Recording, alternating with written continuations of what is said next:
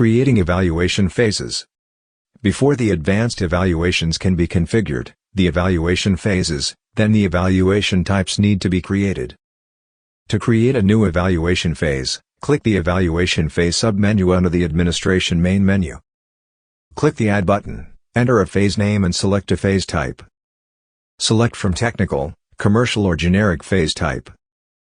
It's important to note that even though in the phase list there can be many of the same phase types, when configuring the advanced evaluations, you can have only one phase type per tender. For example, a tender can have one technical and one commercial phase, but cannot have two technical phases.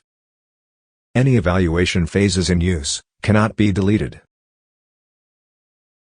After the phases have been created, they will be available for selection when configuring the advanced evaluations on the tender overview screen.